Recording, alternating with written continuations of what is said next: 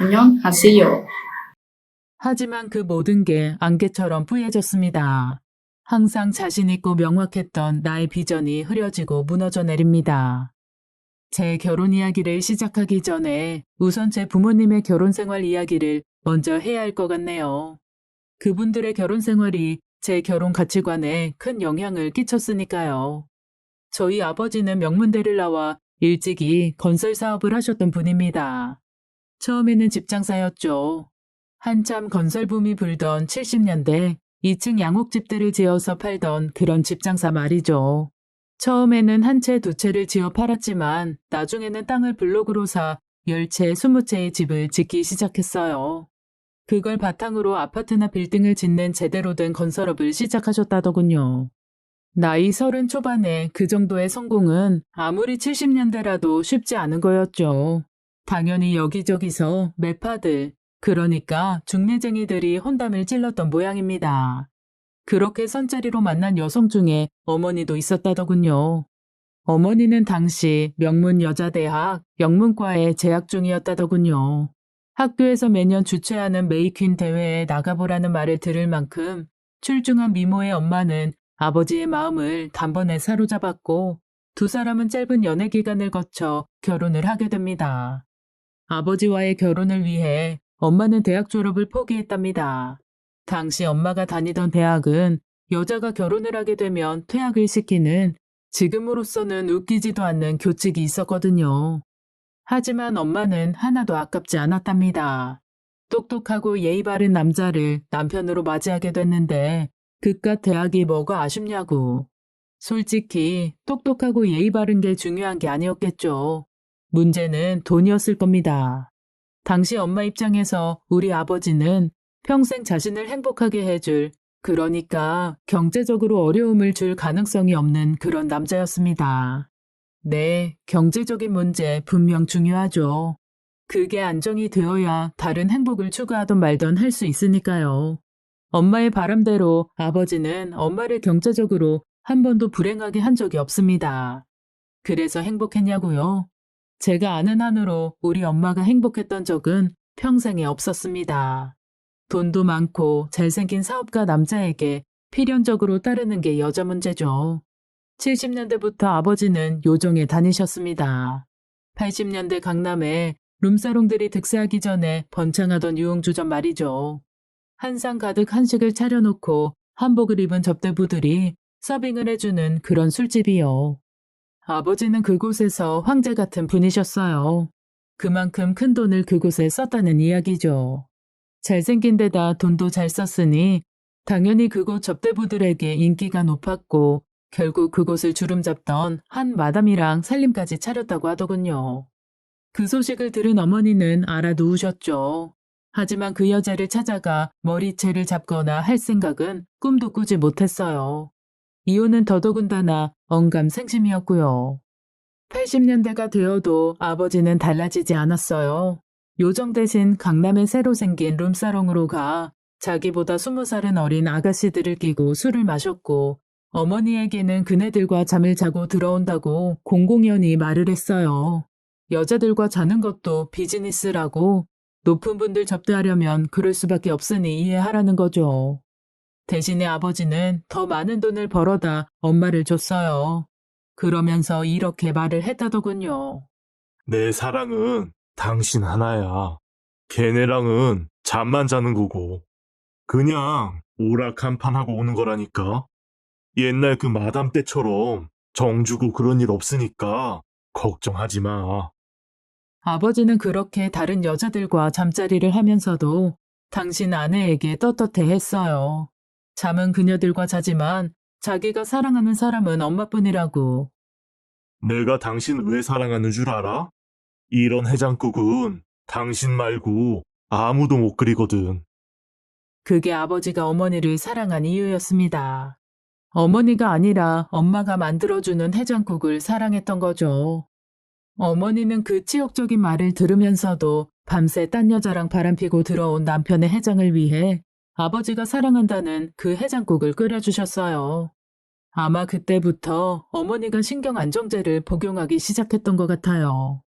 하지만 아버지와의 관계를 끊을 생각은 전혀 하지 않더군요. 딸인 나를 위해서라는 핑계를 대길래 난 전혀 상관없으니 이혼하라고 했어요. 하지만 그렇게 못하더군요. 제 어머니가 이혼을 하지 못하는 것은 나 때문이 아니라 아버지가 주는 경제적 풍요로움에 길들여져 있기 때문이었을 겁니다. 아버지가 주는 돈으로 쇼핑을 하고 좋은 걸 먹고 친구들과 해외로 여행을 다닐 수 있는 그 풍요로움을 어머니는 포기할 수 없었던 겁니다. 그런 어머니를 보며 결심했어요. 난 결코 우리 부모 같은 결혼은 하지 않을 거라고. 그러기 위해 전 열심히 공부했어요. 어머니처럼 남편을 위해 학업까지 포기하고 집만 지키는 집순이가 된다면 결국 나도 엄마 꼴이 나고 말 거라는 생각 때문이었죠. 대학도 아무 학과나 갈 수 없었어요. 취업을 하지 않더라도 안정적인 수입이 보장되는 전문직을 택하고 싶었으니까요. 고민 끝에 선택한 과는 약학대학교였고 그렇게 저는 약사가 되었습니다. 대학을 다니며 남자들도 만나봤습니다. 하지만 연애와 결혼은 철저히 분리했어요. 괜히 잘못된 결혼으로 아버지 같은 남자를 만나고 싶지는 않았으니까요. 사실 꼭 결혼이 필요할까라는 생각도 들었어요. 요새 젊은 친구들처럼 비혼주의자라는 말을 쓰지는 않았지만 독신으로 사는 것도 나쁘지 않겠다는 생각을 한 거죠. 연애를 해볼수록 우리나라 남자들은 우리 아버지 때나 크게 변하지 않은 것 같아요. 처음에는 콩깍지가 쉬운 듯 나만 바라보고 사랑한다는 말과 표현을 수시로 하지만 그 콩깍지가 벗겨지는데 오래 걸리지는 않더군요. 날 보는 눈이 바뀌고 그 눈으로 다른 여자를 보며 한눈을 팔고 항상 내 말에 집중하던 사람이 이제 내가 조금만 길게 이야기하면 피곤하다며 하품을 하죠. 그저 데이트를 하고 같이 육체적 관계를 하고 그 보상으로 선물을 주는 그런 뻔한 사랑에 빠져 평생 족쇄가 될 결혼을 하고 싶지는 않았어요. 그때 그 남자가 나타났어요. 동창회에서였어요. 지금은 밴드라는 걸로 동창 모임을 하지만 한때 아이러브 스쿨이라는 인터넷 사이트가 유행했던 적이 있었죠. 그 사이트 덕에 동창회가 한참 붐이 불었고 저도 그 덕에 초등학교 동창회에 참석하게 됐어요. 그곳에서 그를 만났죠. 사실 그에 대한 기억이 많이 나지는 않았어요. 그렇게 눈에 띄는 편의 아이는 아니었으니까요. 초등학교 3학년 때 한반이었다고 하는데 그저 이름이 낯이 익다 정도를 빼면 그다지 인상적인 사람은 아니었어요. 동창회에서의 그의 모습도 비슷했어요. 초등학교 동창회지만 결혼 정년기에 도달한 남녀가 만나게 되는 거니 의상과 스타일에 엄청 신경들을 쓰고 나오잖아요. 하지만 그는 그저 평범한 점퍼와 청바지 차림이었어요. 묻어난 수준도 못 되는 패션 테러리스트나 겨우 면한 사람이었죠. 직업이 세무사라는 걸 들으니 그 스타일이 이해가 됐어요. 세무사가 안정적인 직업이기는 하지만 어딘지 고리타분할 것처럼 보이는데 딱 거기에 맞는 사람이라고나 할까요? 나에게 말을 걸더군요. 자기 기억하냐고. 글쎄, 이름은 들어본 것 같기는 한데 얼굴은 잘 모르겠네. 하긴, 초등학교 때랑 지금이랑 내가 얼굴이 많이 변해서. 아, 그랬구나. 난 그와 앞으로 이어질 지루한 이야기를 미리 끊으려 했지만 그가 붙잡더군요. 그때 내 그림 좋다고 해준 거 고마워. 그 말에 전 발길을 멈췄습니다. 그제야 기억납니다. 5학년 때였나요? 문교부에서 주최한 사생대회에 학교 대표로 참석한 적이 있었어요. 그때 그도 대표로 뽑혔었죠. 저희는 한 고궁으로 가서 그곳 풍경을 그렸어요. 전 단청을 예쁘게 칠한 궁 외경과 그 옆 호수, 그리고 나무들을 그렸어요. 그쪽에서 그림을 그리는 게 구도가 좋은지 저 말고도 많은 학생들이 그곳에 자리를 차지하고 그림을 그리고 있었죠. 저는 커다란 도화지에 사비 연필로 대생을 하고 그 위에 수채화 물감으로 덧칠을 하며 그림을 그렸어요. 뭐 학교 대표로 대회에 나온 거니 그림을 못 그리는 편은 아니지만 그렇다고 딱히 뛰어난 재능이 있지도 않았어요. 그냥 학교 벽에 걸려있는 흔하디 흔한 그림들, 딱 그 정도 수준의 그림을 그렸던 거죠. 거기 온 대부분의 아이들 그림도 그렇게 다들 비슷비슷한 수준이었어요. 뭐 애들 그림이 거기서 거기죠. 수채화 물감으로 표현할 수 있는 게 한계가 있기도 하고요. 그때 그의 그림을 봤어요. 그의 그림은 아니 거기 온 많은 친구들과 전혀 달랐어요. 구도나 건물 형태도 단순히 똑같이 그리는 게 아니라 자신만의 느낌을 살려 변형을 했고 투명하게 그려야 한다는 수채화의 원칙도 과감히 깨서 마치 아크릴 물감으로 그린 것 같은 효과를 냈어요. 우리는 그저 학예회 수준의 그림을 그리고 있을 때 그 아이는 현대 미술이나 팝아트에 가까운 그림을 그리고 있었던 거죠. 적어도 제 눈에는 그렇게 보였습니다. 하지만 그가 그린 그림을 보고 저희를 통솔해서 갔던 미술 선생님은 화를 냈어요. 이게 뭐니? 넌 수채화를 어떻게 그리는 줄도 몰라? 내가 창피해서. 네가 그린 그림은 작품 제출 안 할게. 그러면서 그가 그린 그림을 그냥 내팽개쳐 버렸었죠. 실망한 그 아이는 선생님이 버리다시피 한 자신의 그림을 그냥 놔두고는 발길을 돌리더군요. 그래서 저는 그 도화지를 챙겨 들고 그 아이에게 갔어요. 이거 가지고 가. 됐어. 선생님이 그림도 아니라는데. 아니야. 이 그림 정말 좋아. 그래? 선생님 말이 다 맞는 건 아니잖아. 네 그림은 특별해. 그때 그 그림을 그렸던 아이가 지금 제 앞에 세무사가 되어서 서 있는 겁니다. 기억나. 난 네가 당연히 화가나 디자이너가 될 줄 알았는데. 먹고 살아야 되니까. 난 너야말로 미술 할 줄 알았어. 순수 미술. 나도 먹고 살아야 되니까. 그 말을 하며 서로 배꼽을 잡고 웃었어요. 사실 예술적 재능이 있다 해도 그걸 살리기가 쉽지 않은 게 그 길이 험난하고 크게 성공하지 못하면 배를 골며 살기 쉽잖아요.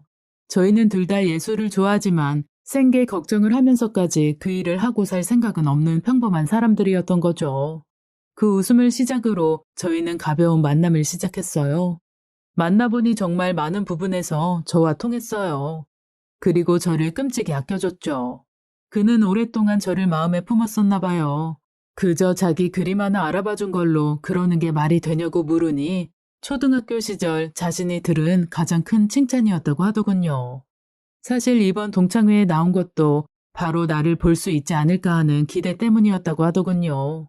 저도 그와의 만남이 싫지 않았어요. 하지만 그게 결혼이라면 완전히 다른 이야기죠. 앞에서 말씀드렸던 것처럼 전 아버지와의 불행한 결혼 생활 때문에 힘들어하는 엄마를 보고 자랐어요. 그러니 평생의 짝이 되는 반려자를 보는 기준은 엄격할 수밖에 없죠. 그럼에도 불구하고 시간이 지날수록 이 남자라면 혹시 라는 생각이 들더군요. 일단 전 그를 시험해 보기로 했어요. 먼저 남자라면 다 조금씩 있을 수 있는 바람기에 대한 거였죠. 그를 만날 때 제 친구들 중 미모가 뛰어난 아이들을 데리고 나갔어요. 그리고는 그들과 함께 술을 마시도록 했어요. 제가 자리를 비우면 제 친구들은 슬쩍슬쩍 그에게 추파를 던졌어요. 물론 제가 시킨 거였죠. 그리고 그의 반응을 나중에 친구들에게 물었어요. 야, 목석도 그런 목석이 없다. 내가 아까 악수하면서 손가락으로 슬쩍 바닥을 긁었거든? 바로 놀라 손 빼더니 자기 손 닦더라. 뭐 믿을 만한 구석이 있는 남자라는 생각이 들더군요. 바람기가 없다는 건 일단 확인했지만 전 좀 더 완벽한 남자를 원했어요. 제가 원한 기준을 완벽히 지키는 그런 남자요. 바람기가 없는 건 당연한 거고 저와의 약속은 무조건 지키라고 했어요. 저와 약속을 했다면 무슨 일이 있어도 약속을 지키라고, 그게 중요한 비즈니스 일이라도 저와의 약속을 깨면 끝이라고 말했죠. 처음엔 힘들어하더니 이제 저와의 약속은 무슨 일이 있어도 지키더군요. 반면에 전 일부러 그와의 약속을 깨고는 했어요. 그가 얼마나 나를 이해하는지 확인하는 과정이었죠. 이건 별로 어렵지도 않았어요. 내가 일이 있어 약속을 지킬 수 없다고 하면 그는 말하고는 했어요. 알았어. 사무실에서 기다리고 있을 테니까 연락 줘. 그는 그 정도 일에는 전혀 개의치도 않았어요. 그저 묵묵히 제 일이 끝나기를 기다렸고 생각보다 늦은 시간 저를 만나게 되면 일 때문에 힘들었을 제 몸 걱정부터 했어요. 혹시 피곤한데 괜히 만나는 거 아니야? 그냥 나중에 보면 되는데. 그렇게 그는 절 항상 배려하고 노력했죠. 그는 언제나 제가 말하는 작은 것조차 허투루 듣지 않았어요. 한 번은 카페에서 데이트를 하는데 당시 히트하고 있던 사랑과 영혼이라는 영화의 주제가가 흘러나오더군요. 이 노래에 사랑과 영혼이라는 영화 주제가더라. 그 영화 좋다던데. 그냥 진짜 지나가는 말이었지만 그는 제가 한 말을 기억하고는 그 주말에 영화표를 사놨더군요. 지금이야 예약 시스템이 좋아 인터넷으로 예매를 하지만 그 당시에는 영화표를 사려면 직접 극장에 가야 했어요.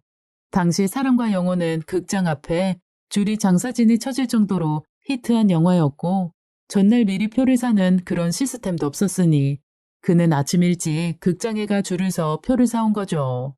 점점 이 남자라면 남편으로 괜찮을 수도 있을 거라는 생각이 들었어요. 더 좋은 건 이 남자의 가정 환경이었죠. 그리 큰 부자는 아닌 평범한 가정이었지만 그의 아버지와 어머니 모두 신식 사고방식을 가진 분이셨어요. 아들에게 자신들을 모실 생각 같은 건 절대 하지 말라고 며느리랑 같이 사는 거 불편해서 싫다고 대놓고 말을 하는 분이셨으니까요. 또 봐야 될 부분이 있었어요. 남자로서 성공에 대한 야망이 있느냐, 크게 돈을 벌거나 명예를 얻으려는 남자들의 특성은 가정을 등한시한다는 거예요. 안녕하세요. 그런 욕망의 남자들은 자기들끼리 모임을 만들고 서로를 끌어주며 성공으로 나아가죠. 그 모임이 이뤄지는 곳은 100이면 100, 룸살롱 같은 유흥주점일 가능성이 커요. 성공에 대한 욕망이 크면 원래는 여자를 좋아하거나 바람기가 없어도 그런 술집에서 자주 화류계 여자들을 접하게 되고 결국 그녀들의 유혹에 넘어가고 말게 되죠. 자기는 꿈이 뭐야? 어? 그런 거 있잖아. 되고 싶은 거. 글쎄, 난 그렇게 큰 욕심이 없는데. 그냥 내 집 장만하고 사랑스러운 아이가 있고 그럼 되는 거 아닌가? 뭐야, 남자가 너무 소박한 거 아니야? 그게 왜 소박해? 당신이랑 같이 사는 것만큼 성공한 게 있나? 뭐야? 이거 지금 나랑 결혼하자는 소리야? 어, 그 말을 하는 그의 눈을 봤어요. 아무리 의심하고 의심해봐도 그의 눈에는 진심이 들어 있었습니다. 저는 그때 확신했어요.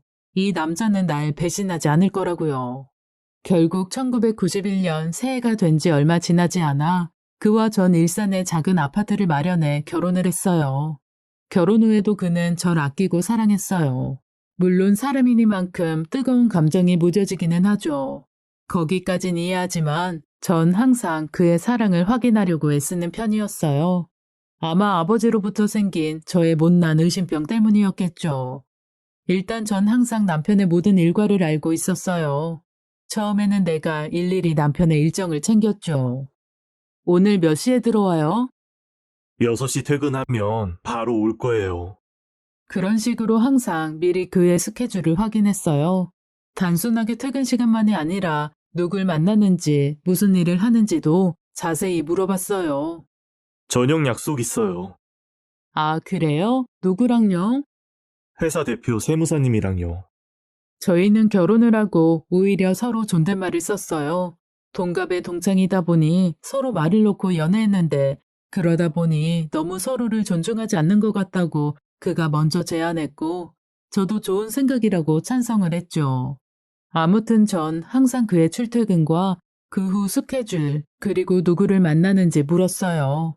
그게 계속되자 제가 물어보기 전에도 남편이 자신의 스케줄을 꼬박꼬박 미리 알려주게 됐죠. 오늘은 거래처 회사에서 식사 약속이 있어요. 그쪽 사장님이 세무 처리 잘해줬다고 저녁을 사신다고.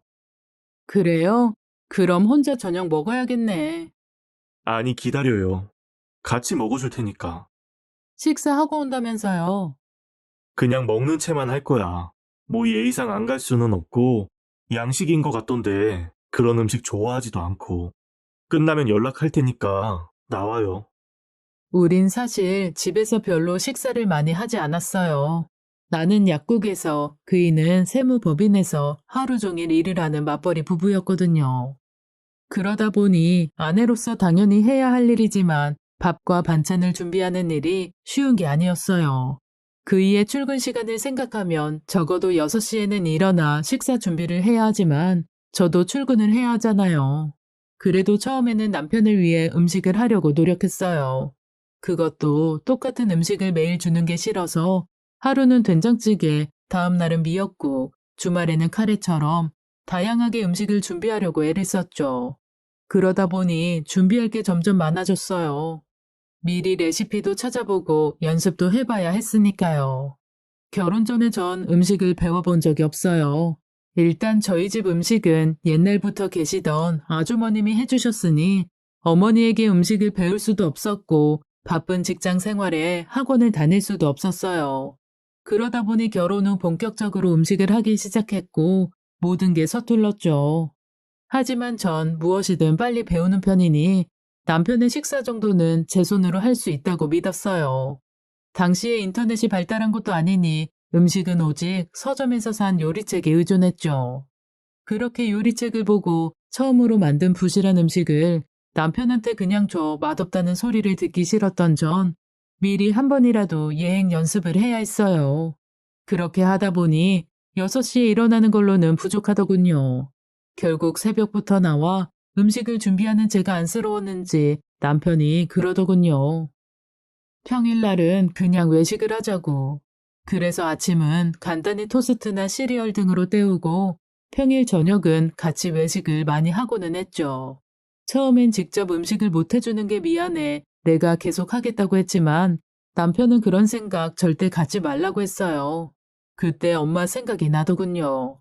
다른 여자와 자고 돌아온 아빠에게 해장국을 끓여주던. 내가 당신 왜 사랑하는 줄 알아? 이런 해장국은 당신 말고 아무도 못 끓이거든. 적어도 난 아버지 같은 결혼 생활은 안 하는구나. 내가 제대로 사람을 선택했구나.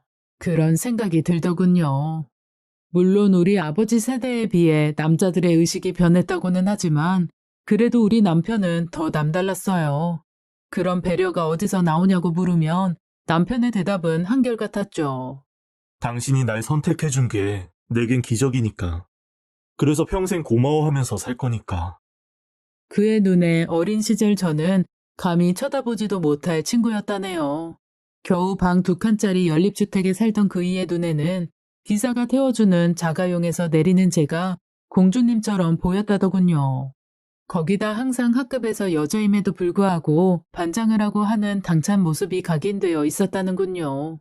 그러던 나를 동창회에서 보고 얼마나 좋았는지 몰랐답니다. 더군다나 거기서 인연으로 따로 만나는 관계로까지 발전한 것도 기적이라고 생각했대요. 왜냐면 그날 동창회에 참석한 다른 많은 남학생들도 나를 노리고 있었다더군요.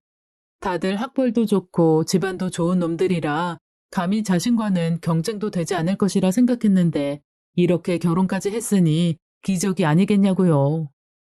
당신이 나랑 결혼한 이유 잘 알고 있어. 당신 어머님이 겪은 고통, 당신에게 절대로 겪게 하지 않을게. 그는 자신이 한 약속을 지키며 살려고 노력했어요. 아니, 바람이 문제가 아니라 항상 절 공주처럼 떠받들어줬죠. 부부 생활의 중심은 항상 나한테 있었으니까요. 아이들이 둘이나 생겼지만 남편에게는 언제나 내가 우선이었죠. 그렇게 20여 년을 나에게 충실했던 남편이 얼마 전 교통사고로 사망하고 말았습니다.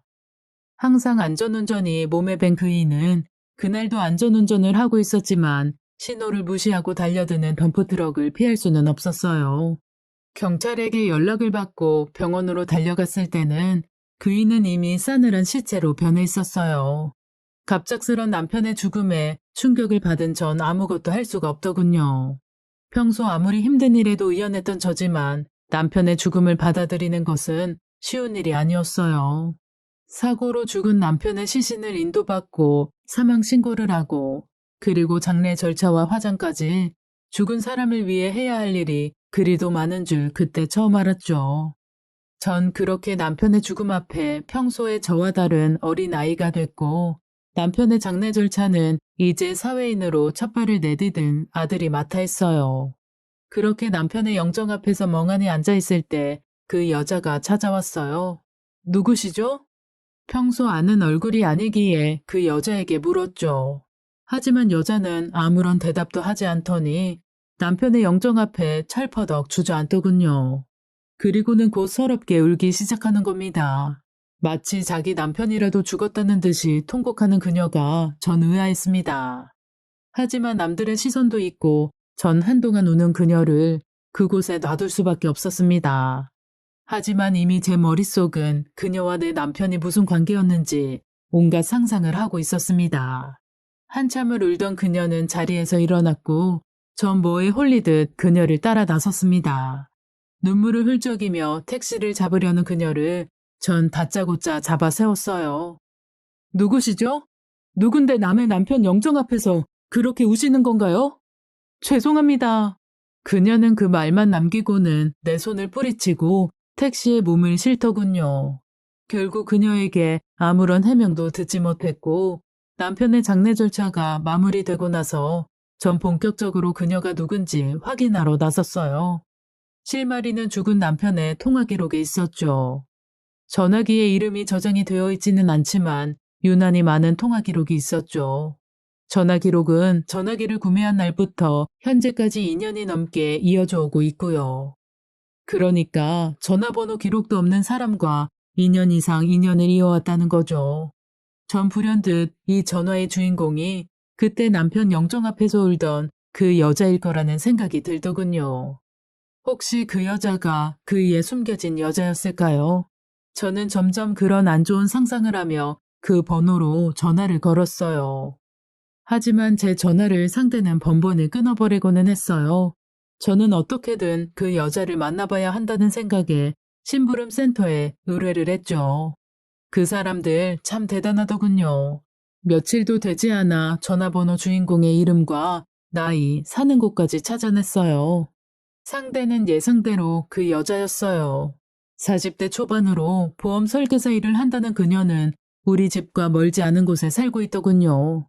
저는 심부름센터에서 받은 여자의 주소로 무턱대고 찾아갔어요. 초인종을 누르자 잠시 후 그 여자가 문을 열어주었습니다. 꼭 올 것이 왔다라는 표정을 하고요. 들어오세요. 천천히 그녀의 집으로 들어가자 현관에 그녀와 10살 정도로 보이는 아이가 찍은 사진이 있더군요. 이 여자에게 나이 어린 아들이 있다는 걸 알자 혹시 모를 제 불안감은 더 커져갔습니다. 거실로 들어오자 벽면에는 그 아이가 만들었을 알록달록한 대형 레고 블록들과 기차나 로봇 등 프라모델들이 보였습니다. 저 장난감들도 남편이 사준 것이 아닌가. 아니 그뿐이 아니라 이 집에 있는 가구며 TV 등 모든 것이 남편이 이 여자를 위해 선사한 것이 아닐까라는 생각까지 들더군요. 그렇게 둘 사이에 숨막히는 순간이 오가고 제가 물었어요. 둘이 만나는 사이였죠? 나의 질문에 한참을 뜸들이던 여자가 대답을 하더군요. 죄송합니다. 죄송하다는 말과 함께 울먹이는 그녀를 보자 제 가슴은 땅으로 꺼져버렸어요. 이것으로 내 20여 년간의 완벽한 결혼 생활은 실패로 귀결되는 거였습니다. 가장 화가 나는 건 나이가 나보다 어리다는 걸 제외하면 지금 내 앞에서 눈물을 글썽이는 상간녀가 미모든 몸매든 전혀 돋보이지 않는 그저 그런 아줌마였다는 거예요. 이런 여자가 뭐라고 바람을 피운 거지? 만약 그가 살아있었다면 남들이 하듯 두 연놈의 머리카락이라도 움켜쥐고 흔들어대겠지만 남편은 이미 불귀에 객이 되어 있고 상간녀라는 여자는 내 앞에서 울고 있습니다. 도대체 내 억울함을 어떻게 풀어야 하는 겁니까? 전 최대한 자제하면서 아이에 대해 물었습니다. 그 아이, 혹시 남편 아이인가요? 아니요, 제 남편과 사이에 낳은 아이예요. 남편의 아이가 아니라는 것에 안도했지만 남편이 있는 사람이 바람을 피워 하는 생각에 제 분노 게이지가 또다시 최대치로 상승하더군요. 남편도 있는 사람이 바람을 피운 거예요? 당장 남편 연락처 내놔요. 그게 당신이 바람 피운 거 당신 남편도 알아야 되잖아요. 안 돼요, 그건. 뭐가 안 돼요? 연락처 내놔요, 어서. 그 사람 죽었어요. 몇 년 전에. 그녀의 대답은 충격적이었습니다. 그녀의 남편은 조그마하게 사업을 했는데 하던 사업이 부도를 맞고 재기가 불가능하게 되자 그만 스스로 세상을 떠났다는 겁니다. 그때 세무 문제로 우리 남편을 처음 만났다더군요. 공교롭게 우리 남편이 죽은 그녀의 남편이 운영하던 회사의 세무사였답니다. 남편이 죽은 후 제가 회사를 정리해야 했어요. 그래봐야 빚잔치였지만 사업에 대해 아무것도 모르는 제가 할 수 있는 일은 아니잖아요. 그때 그 일을 도와준 분이 세무사님이셨어요. 그녀는 그 일로 제 남편에게 의지를 할 수밖에 없었다고 했습니다. 그게 너무 고마웠고 그걸 보답하려고 남편의 세무사 사무실로 음식을 해 보냈다더군요. 음식을 보내줘서 고맙다고 연락이 왔어요. 남편분이 그러더라고요. 어떻게 그렇게 음식을 잘하세요? 정말 깜짝 놀랐습니다. 잘하긴요. 그냥 주부니까 하다 보니 는 거죠. 혹시 드시고 싶은 음식 있으세요? 말씀만 하세요. 제가 해드릴게요. 그때부터 남편은 그 여자에게 음식을 부탁하기 시작했답니다. 결국 그녀의 음식 솜씨가 우리 남편을 사로잡은 매력이었던 거죠. 그 사연을 듣자 전 더 억울했습니다. 남편은 맞벌이하는 절 배려해서 저보고 음식을 하지 말라고 했었어요. 그렇게 얘기하지만 않았으면 저도 충분히 저 여자만큼 요리할 자신도 있었고요. 겨우 요리 때문에, 당신 음식 솜씨 때문에 내 남자가 넘어갔다는 거예요? 아니요, 그런 거 아니에요. 그분에게 당신은 언제나 여신이었어요. 지금 날 놀립니까? 날 여신으로 생각한다면서 당신하고 자고. 아니요, 그런 일 없어요. 그분하고 전 육체적인 관계를 가진 적이 없어요. 전 그러고 싶었지만 그분은 제 유혹에 넘어오지 않았어요. 그럼 겨우 둘이 만나 밥만 먹었다는 거예요? 아니요, 단지 그것만은 아니에요. 그럼 뭐예요? 세무사님은 휴식이 필요했던 거예요. 휴식이라뇨?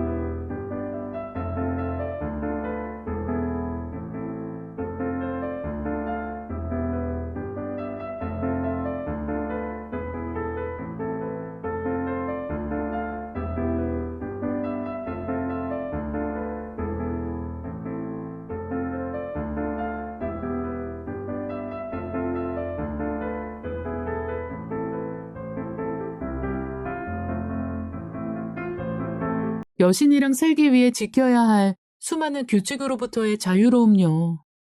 전 제 남편이 제가 정한 결혼 생활의 규칙들을 기꺼이 지켜나가는 줄 알았습니다. 자신의 모든 스케줄을 보고하고 자신의 기분보다 내 기분을 먼저 챙기고 그런 그의 배려가 전 당연한 줄 알았지만 모든 것이 아내인 나 중심으로 돌아가는 결혼 생활 동안 그의 속은 조금씩 지쳐갔었답니다. 생각해보세요. 결혼 생활 내내 남편분이 하고 싶은 일을 하게 해줬는지, 하찮은 작은 취미조차도요. 그녀의 말이 제 뒤통수를 때립니다. 그러고 보니 전 한 번도 남편이 뭔가 배우거나 해보겠다는 일을 허락해 준 적이 없습니다. 어느 날 친구들과 골프를 배우겠다는 말에 우리 아버지가 골프를 핑계로 주말마다 나가 마담들이라는 여자와 골프를 치고 외박을 하던 생각이 나 아이의 레슨조차 받지 못하게 했습니다. 불륜의 온상이라는 등산 역시 당연히 못하게 했습니다. 당신도 등산 같이 다니면 안 될까? 나 일주일 내내 약국에서 시달려. 주말엔 좀 쉬어야지. 뭐하러 힘을 빼? 그딴 얘기 다시는 하지 마. 내가 밖으로 도는 취미를 못하게 하자 그가 레고 블록을 사오더군요. 집에서 할 수 있는 취미를 해보겠다고. 하지만 전 그것도 못하게 했습니다. 나이 먹은 어른이 방 안에 혼자 틀어박혀 레고 블록을 조립하는 꼴이 보기 싫었거든요. 여기 있는 레고 블록들 세무사님이 우리 아들 데리고 같이 만든 거예요. 그거 만들면서 얼마나 좋아하던지. 세무사님은 여기 오셔서 가끔 답답했던 숨을 쉬신 것 뿐이에요. 내가 그를 그 정도로 힘들게 했다는 거예요? 너무 힘들었대요. 하지만 그 힘들어하는 모습조차 보이기 싫어하셨어요. 사모님이 서운해할까봐. 이제야 깨달았습니다. 결혼 생활 동안 지속된 그의 나에 대한 배려가 결코 쉽게 이루어진 것이 아니라 그의 한없는 인내에서 나왔다는 걸. 그리고 그것도 모르고 난 그의 희생들을 당연한 것으로, 아니 희생이라는 것조차 모르고 살아왔다는 걸. 결국 전 더 이상 그곳에 머물지 못하고 집으로 돌아왔습니다. 전 집에 와서도 남편에 대해 생각해 봤어요. 나 때문에 참고 살고 그것이 힘들다는 말을 왜 한 번도 나한테 하지 않았을까요? 생각해보니 그는 항상 그런 말을 한 거였습니다. 동창 모임인데 다른 친구들은 부인을 데리고 온다네. 하루 종일 남편 돈 자랑만 하는 그 여자들? 난 안 가. 시간 아까워. 이런 식으로 정말 미안한 듯 말하는 그의 완곡한 부탁들을 전 철저히 외면했던 겁니다. 안녕하세요.